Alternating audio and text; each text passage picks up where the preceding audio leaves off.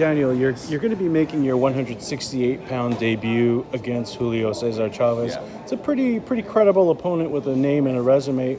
Do you feel like it's going to be a stiff challenge for you to be making a debut in your new weight class?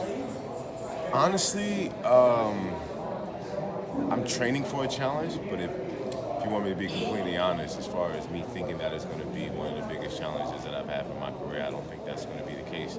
I do think I am going to face some challenges, though. I think it's going to be more of adjusting to the super middleweight division, maybe feeling the power, being body to body, and actually feeling the physique of a super middleweight. Well, he's like a light heavyweight, but I think that might be the only challenge that I would face. But I think I have the skill set. I think I have the ability to go forward and move back. And we know he has challenges with things like that. So I feel like it's a perfect fight for me. The perfect weight, perfect timing, new chapter. I'm excited. Do you feel like after the Canelo fight, where you did have some issues at the scale, you had to pay the fine, do you think that was kind of the last straw that made you move divisions? Absolutely. I think that was the last straw for me because the things that I put my body through right before the fight, it was the most extreme that I have done in a very long time. And then I had to weigh in the next day too. So it was just it was really a lot. And I try to play it off as much as I can. And I know I hate making excuses, but the real is the real. I outgrew the division. I need to move up, and in order for me to make that claim as far as me being one of the best, now I have a platform with a clean slate to do that. Right. How about your training situation? Who's going to be training you for this fight? My trainer is going to be Fareed Ahmad. He's been in my corner for the last 2 fights now, and he's going to be my head trainer moving forward. Was there a reason you moved on from Andre Rozier? I think it was just more so just some small differences that I just think that it's really not much I do want to talk about because I love Andre. I have the utmost respect for Andre, but I just think that it was time for the transition to happen, and I think it came at the best time.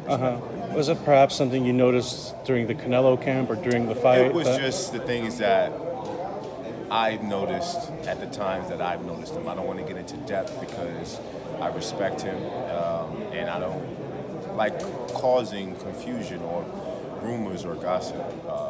But at the same time, I wish him the very best with him and his fighters. I wish him the best with everything that he do, and I'm looking forward to truly showing you a new side of me with this. How do you think the Canelo fight also amplified your profile? Obviously, you're a big name before that, but Canelo's a big name, so anybody that he fights is going to be a little bit more popular. And I think the fact that I made it an entertaining fight and it wasn't just a walkover, I tried to give it my very best. Didn't back down. It was an entertaining show. So I just think that regardless to what, people like great boxing. And if you fight a guy that's notable like Canelo, then you're going to make more of a fan base for yourself if you're that good. Are you also proud that you kind of changed the business model of boxing with that fight? Now everyone wants to get the same purse and contract you did with. I've been changing a lot of the games since I actually turned pro. So I've been, and that's neither here nor there, but we have been doing things differently. We are fully in control of our career, of my career. I'm fully in control of the things that happens, and I'm just happy to be able to have that liberty to move how I want to move.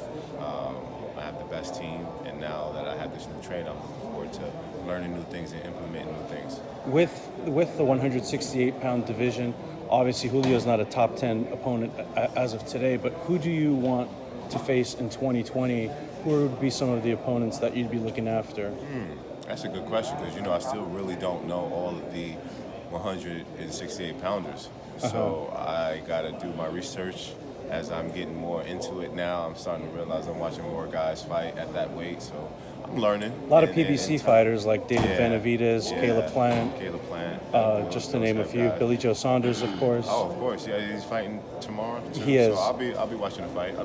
I'm a super middleweight now, so anybody from 160 to 168 is going to be on my radar. Is Billy Joe Saunders someone you would want, considering he's signed with Matchroom as well? He's from 160 to 168, yes, sir. Well, fantastic.